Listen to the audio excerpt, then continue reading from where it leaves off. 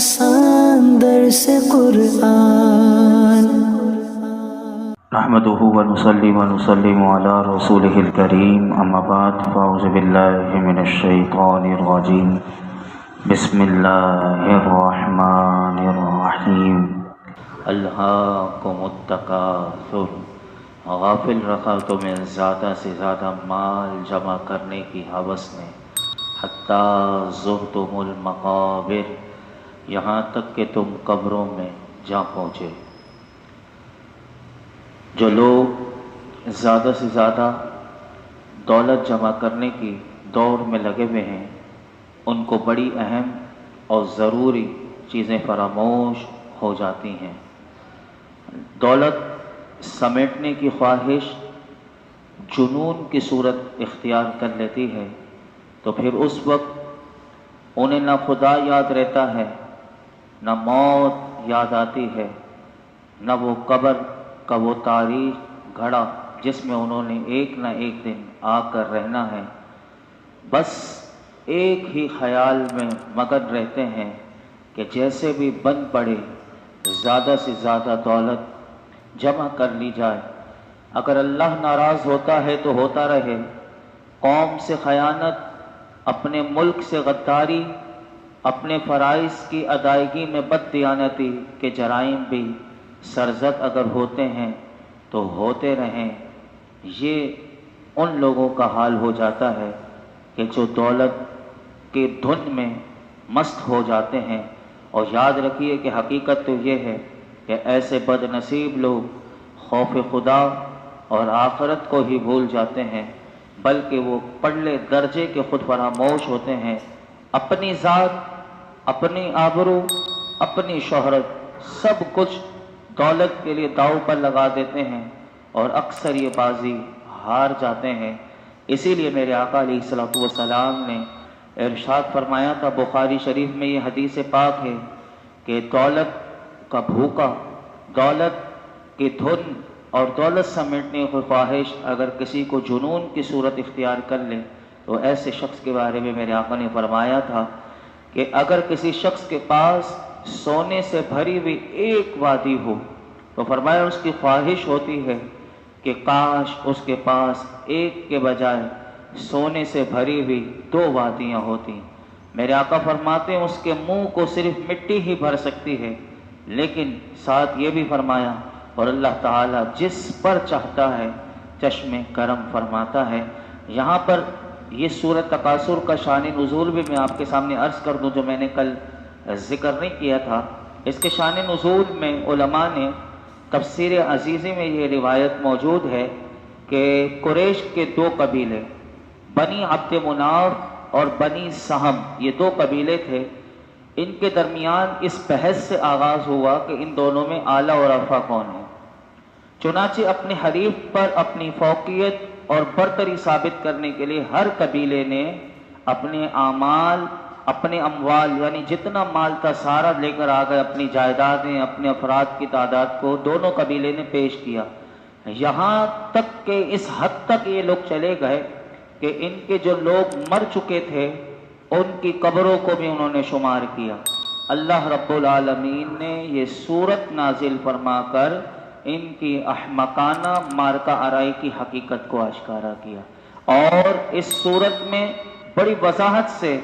ان لوگوں کی نادانی اور کم ہمتی کا پردہ چاک کیا گیا کہ جو ایسی چیزوں پر فخر کرتے ہیں کہ جو فانی ہیں اور ان امور کو اپنے لیے باعث عزت اور افتخار شمار کرتے ہیں کہ جو مقام انسانیت سے ہٹ کر ہے، انہیں بتایا جا رہا ہے۔ اور ہم سب کے لیے بھی اس صورت میں پیغام ہے کہ تم اپنے انجام سے آنکھیں بند کیے ہوئے صرف دولت کے انبار سمیٹنے میں ازحد مصروف ہو، تمہیں اتنی فرصت بھی نہیں کہ اپنے مستقبل کے بارے میں غور و فکر کر سکو۔ لیکن اللہ فرماتا ہے یاد رکھو کہ جب تمہیں موت کا پیالہ پلایا جائے گا تو اس وقت تمہاری بند آنکھیں کھلیں گے، اور جتنی آج جو حقیقتیں چھپی ہوئی ہیں تمہارے سامنے، فرمایا وہ ساری کھل جائیں گی اور تمہیں جہنم کی وادی پر لا کر کھڑا کر دیا جائے گا۔ اس وقت تم افسوس کرو گے، پچھتاؤ گے، لیکن وہ افسوس کرنا وہ پچھتانا فرمایا کہ بے سود ہوگا۔ اللہ فرماتا اگر تم چاہتے ہو کہ مرنے کے بعد تمہیں شرمندگی اور خجالت نہ ہو تو اب آنکھیں کھول لو، ہوش میں آ جاؤ، فانی لذتوں کے پیچھے بھاگنے کے بجائے اللہ کی رضا کے جستجو میں اپنی صلاحیتوں کو وقف کر دو۔ یہ مال و دولت، یہ بیٹے، یہ فرزند وزن، یہ عز و جاہ، فرمایا جس نے تمہیں بدمست کر دیا ہے اور اپنے منعم حقیقی جو حقیقت میں نعمتیں دینے والا ہے، فرمایا اس کی یاد کا چراغ بھی جس نے تمہارا گل کر دیا ہے، یہ تمہیں اس لیے تو میں نے نہیں دی تھی کہ تم سرکش بن جاؤ، اپنے پروردگار کے خلاف علم بغاوت بلند کر دو، بلکہ عقل مندی کا تقاضا تو یہ تھا کہ تم احسان شناس بنتے اور ان نعمتوں سے لطف اندوز ہونے کے ساتھ ساتھ اپنے رب کریم کا شکریہ ادا کرتے۔ یاد رکھو قیامت کے دن جب تم داور محشر کے سامنے پیش کیے جاؤ گے تو وہ اللہ تم سے ان تمام نعمتوں کے بارے میں باز پرس کرے گا اور تمہیں اس کا جواب دینا پڑے گا۔ یہی مضمون آگے آئیے سنتے ہیں۔ تیسری آیت میں فرمایا کلا سوف تعلمون، اللہ رب العالمین نے ارشاد فرمایا ہاں اب جل جان جاؤ گے، ثم کلا سوف تعلمون، پھر یقیناً تم جل جان جاؤ گے، کلا لو تعلمون علم الیقین، یقیناً اگر تم یقینی علم کے ساتھ جانتے تو مال سے محبت نہ رکھتے، لترون الجحیم، بے شک تم ضرور جہنم کو دیکھو گے، ثم لترونها عین الیقین، پھر بے شک تم ضرور اسے یقین کی آنکھ سے دیکھو گے، ثم لتسألن یومئذ عن النعیم، پھر بے شک ضرور اس دن تم سے ان نعمتوں سے متعلق پوچھا جائے گا۔ یہ 6 آیات کا مختصر خلاصہ عرض کر دوں۔ اللہ فرماتا ہے اے لوگو ہاں اب نزا کے وقت یعنی جب روح قبض ہو رہی ہوگی، فرمایا اس وقت کثرت مال کی حرص جو تمہیں دنیا میں تھی اور اولاد پر فخر و غرور کے برے نتیجے کو جل جان جاؤ گے، پھر یقیناً تم قبروں میں جل جان جاؤ گے کہ فرمایا کہ اگر تم مال کی حرص کا، مال کی لالچ کا انجام یقینی علم کے ساتھ جانتے تو اللہ فرماتا ہے مال کے لالچ میں مبتلا ہو کر آخرت سے غافل نہ ہوتے۔ بے شک تم مرنے کے بعد ضرور جہنم کو دیکھو گے، پھر بے شک تم ضرور اسے یقین کی آنکھ سے دیکھو گے، پھر بے شک ضرور قیامت کے دن تم سے ان نعمتوں کے بارے میں پوچھا جائے گا جو اللہ نے تمہیں عطا فرمائی تھی، جیسے صحت ہے، فراغت ہے، امن ہے، عیش ہے، مال وغیرہ، کہ جس سے تم دنیا میں فرمایا کہ لطف اندوز ہوتے رہے، ان تمام چیزوں سے تم لذتیں اٹھاتے رہے۔ اللہ فرماتا ہے ان چیزوں کے بارے میں پوچھا جائے گا، یہ چیزیں کس کام میں خرچ کی، کیا اس کا شکریہ تم نے ادا کیا؟ ان نعمتوں کا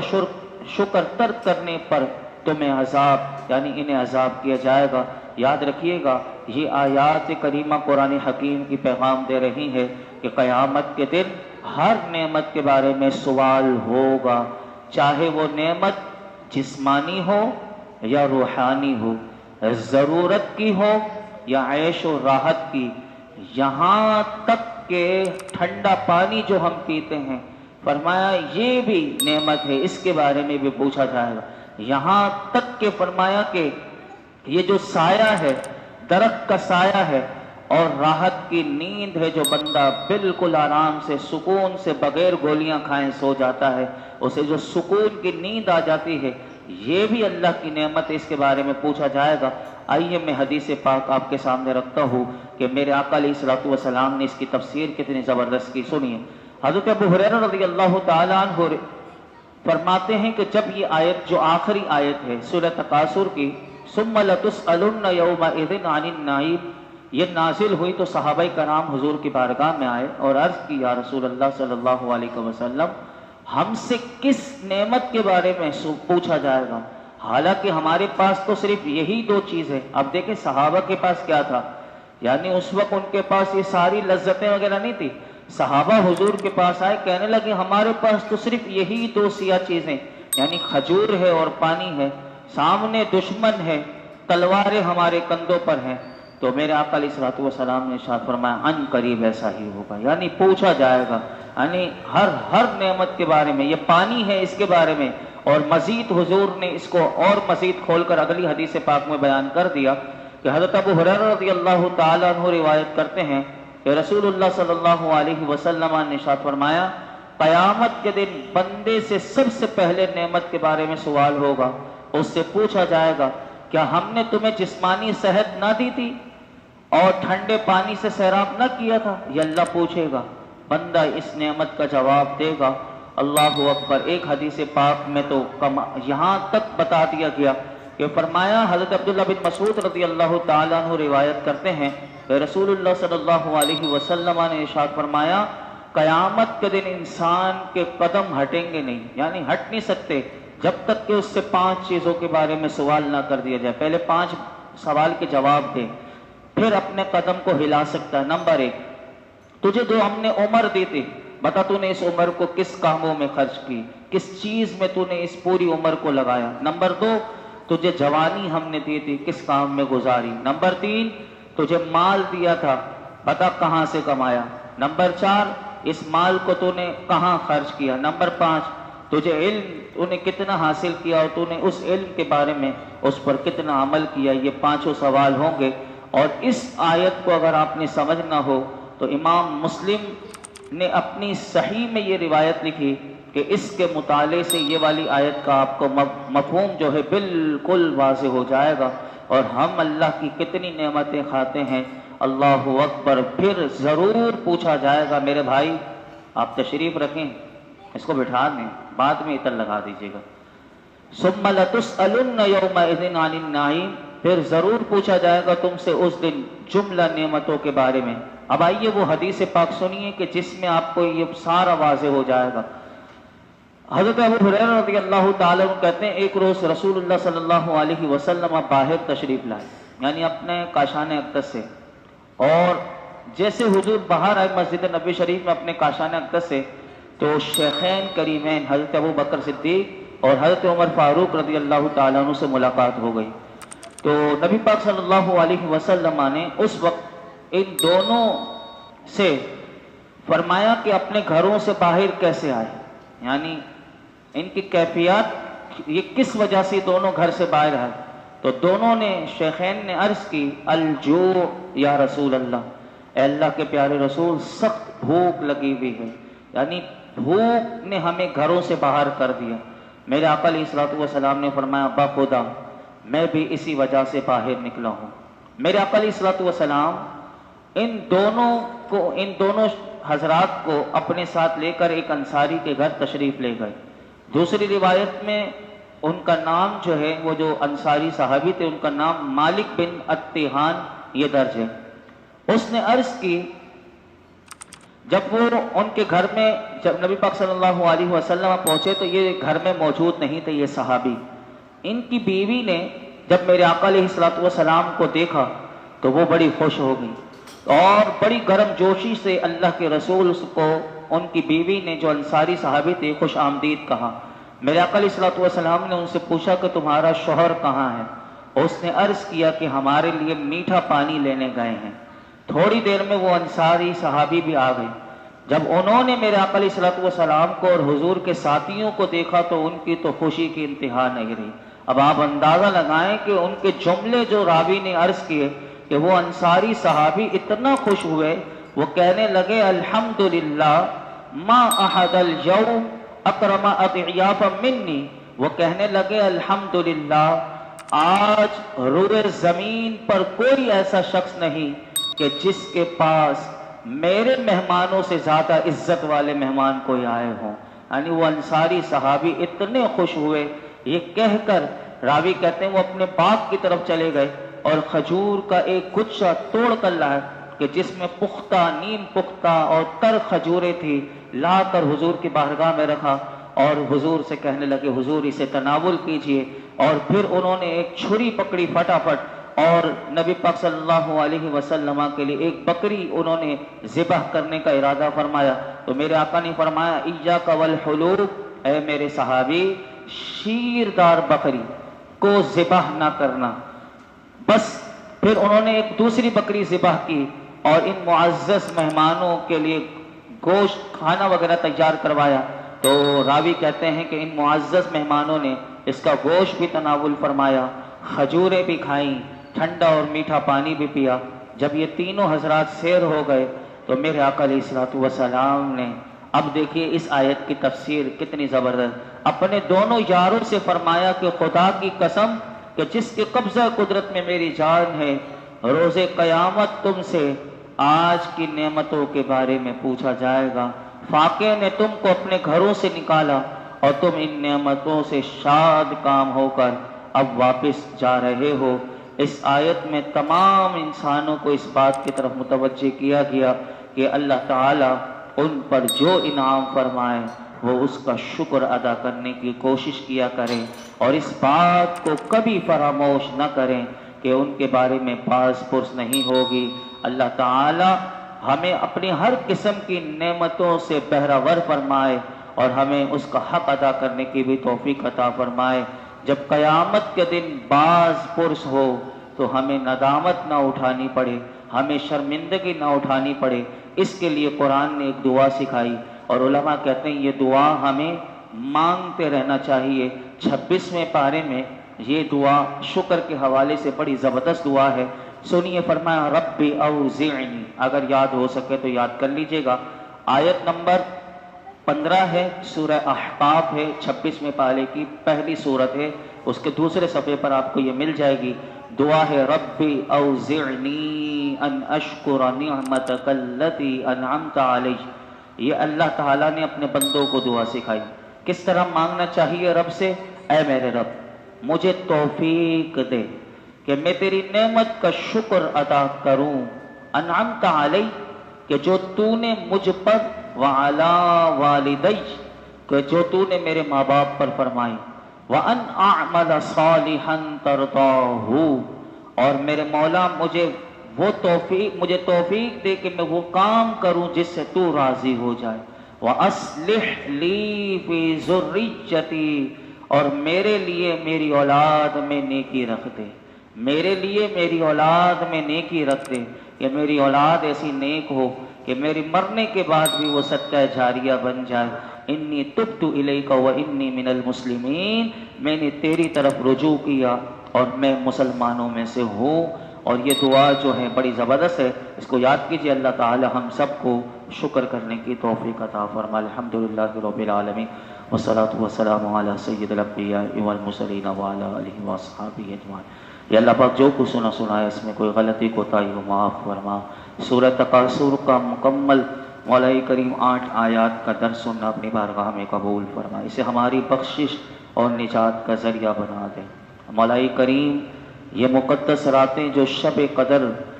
یہ مولا کریم عظمتوں والی راتیں جسے شب قدر کے برابر مولا کریم ان راتوں کو کہا گیا، یا رب العالمین اس کے دن تجھے بڑے محبوب، اس کی راتیں بڑی محبوب۔ آج شب جمعہ بھی رب کریم حاجیوں کے قافلے پہنچ چکے، اللہ یہ حج کے ایام یا اللہ ہمارے تمام صغیرہ کبیرہ گناہ معاف فرما، اللہ ہماری بے حساب مغفرت فرما، ہماری بے حساب مغفرت فرما، ہمارے ماں باپ کی بے حساب مغفرت یا رب العالمین، حضور کی تمام امت کی بے حساب مغفرت فرما، دنیا اور آخرت کی ساری بھلائیاں، کامیابیاں، عزتیں، نعمتیں، راحتیں، سکون عطا فرما۔ یا اللہ شکر کرنے والی زبان و دل دے دے، نا شکری نا فرمانی گناہوں سے بچنے والا بنا۔ یا اللہ تو ہم سے ہمیشہ کے لیے راضی ہو جا، اپنا خوف عطا فرما، اپنی سچی محبت عطا فرما، اپنے مولائی کریم اپنے پیارے محبوب کا صدقہ یا اللہ ہمیں اپنی سچی محبت عطا فرما، اپنے پیارے محبوب کی سچی محبت عطا فرما، حضور کی سچی غلامی نصیب فرما، حضور کی کامل اتباع اور اطاعت کی توفیق عطا فرما۔ اللہ یہ جتنے حاضرین موجود ہیں سب کی جھولیوں کو بھر دے، یا اللہ ہم سب کی حاجتوں پر اپنی رحمت کی نظر فرما، ہمیں زندگی میں مرتے دم تک اپنے سوا کسی کا کسی لحاظ سے محتاج نہ کرنا، ہمارے رزق دسترخوان کو وسیع فرما، برکت والی حلال طیب مبارک عافیت والی وسیع روزی عطا فرما، حرام کے لقمے سے بچا، حرام کے لقمے سے ہمیں ہماری نسلوں کو بچا، ہمارے گھر والوں کو بچا، ہمارے سب گھر والوں کو نیک بنا، ہم سب کو نیک بنا، سجدوں کی لذتیں عطا فرما، نمازوں میں خشوع خضوع عطا فرما، بار بار حرمین شریفین کی بات مقبول حاضر نصیب فرما۔ وصلی اللہ تعالی علی خیر خلقہ محمد وعلی آلہ وصحبہ۔